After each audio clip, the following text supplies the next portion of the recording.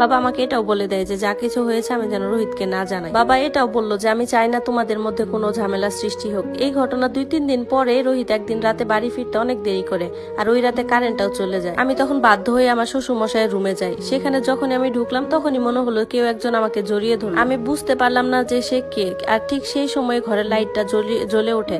তখন আমি দেখতে পাই যে আমার শ্বশুর মশাই বিছানায় শুয়ে আছে, আর যে ছেলেটা আমাকে জড়িয়ে ধরেছে সেটা তো ওই ছেলে যে আমাদের বাড়িতে এসেছিল আমার শ্বশুর মশাইয়ের খোঁজে।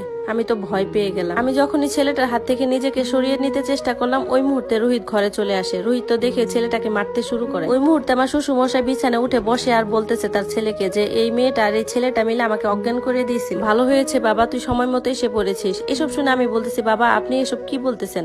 তখন বাবা বলতেছে রোহিত আমি তোকে আগেই বলেছিলাম এই মেয়েটাকে বিয়ে না করতে, আমার ভাইজিকে বিয়ে করতে বলছিলাম, কিন্তু তুই তো আমার কোনো কথাই শুনিস নেই, নিজের ইচ্ছা মতো বিয়ে করলি। এবার বুঝলি তো এই মেয়েকে বিয়ে করার নমুনা। তখন আমি আমার শ্বশুরের সব ষড়যন্ত্র ধরে ফেললাম।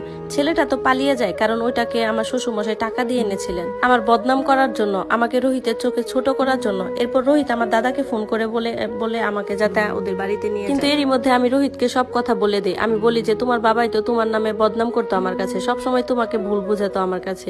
আমি তো উপরওয়ালা দিব্যি খেয়ে বলতেছি আমি ওই ছেলেটাকে চিনিও না। রোহিত তখন বলে আচ্ছা ঠিক আছে আমি কালকে ওই ছেলেটাকে খুঁজে বের করবো আর ওর মুখ থেকে সব কথা শুনবো, আর এইসব কথা যদি মনে হয় যে তুমি ভুল বলতেছো বা মিথ্যা বলতেছো তাহলে কিন্তু তখনই আমি তোমাকে ডিভোর্স। পরের দিন রোহিত সেই ছেলেটাকে খুঁজে পায় আর আমার শ্বশুরের সব ষড়যন্ত্র জানতে পারে ওর কাছ থেকে। রোহিত আমাকে তার বন্ধুর বিয়েতে দেখেছিল, সেখানে আমাকে সে পছন্দ করেছিল। বাসায় এসে তার বাবার কাছে জেদ ধরেছিল যেন উনি আমাদের বাড়িতে বিয়ে প্রস্তাব পাঠায়। কে বলে যে বৌমাদের শুধুমাত্র শাশুড়িরাই যন্ত্রণা দেয়?